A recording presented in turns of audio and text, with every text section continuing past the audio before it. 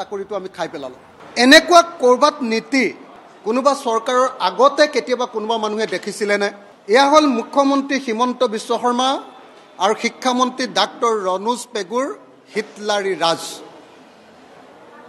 আপোনালোকে সকলোৱে জানে যে এই যিবিলাক পলিটেকনিক ইনষ্টিটিউচনৰ যিবিলাক টিচাৰ তেওঁলোকক খুব ভালকৈ এডভাৰটাইজ দি ইণ্টাৰভিউ লৈ তেওঁলোকৰ পৰীক্ষা পতা হৈছিলে। তেওঁলোক বহুত চোকা চোকা ল'ৰা হয়, কোনোবা PhD লোৱাও আছে, কোনোবা MBA কৰা আছে। এনেকুৱা ধৰণৰ বহুত চোকা চোকা ল'ৰা হয়। তেওঁলোকৰ মাৰ্কছো কাট অফ মাৰ্কছো দিয়া হৈছিলে 82%। 82% কাট অফ মাৰ্ক তেওঁলোকক ধৰি দিয়া হৈছিলে।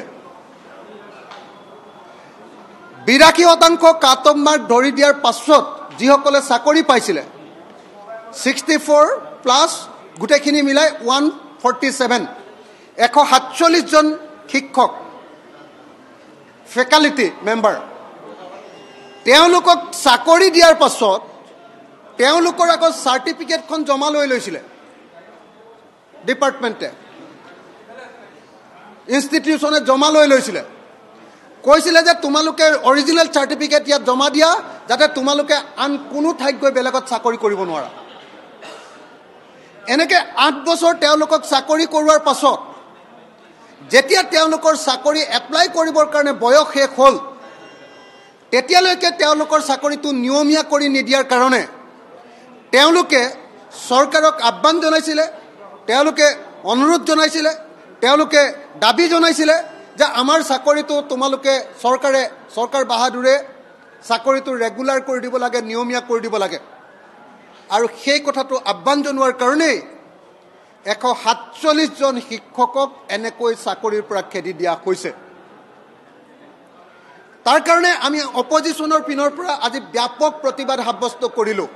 আৰু আজিৰ দিনটোৰ আটাইতকৈ ভাল খবৰটো কংগ্ৰেছ, AIDF, CPIM, ৰাইজৰ দল এই চাৰিওটা বিৰোধী দলে একেলগে ক'লো যে 147 জন শিক্ষকৰ চাকৰি ঘূৰাই দিব লাগিব।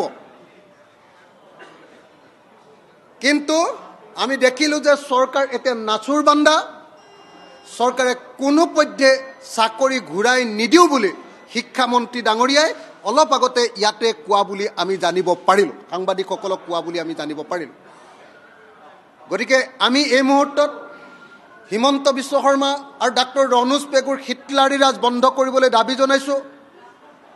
আৰু এই সুশিক্ষিত মেধাৱী আমাৰ শিক্ষাগুৰুসকল ফেকাল্টি মেম্বাৰ্ছসকলক চাকৰিবিলাক নিয়মীয়া কৰিবৰ কাৰণে, চাকৰি ঘূৰাই দিয়াৰ লগতে চাকৰিবিলাক নিয়মীয়া কৰিবৰ কাৰণে, চাকৰি ৰেগুলাৰাইজ কৰিবৰ কাৰণে দাবী উত্থাপন কৰিলোঁ। যেতিয়ালৈকে এই দাবী মানি নল'ব আমাৰ প্ৰতিবাদ অব্যাহত থাকিব।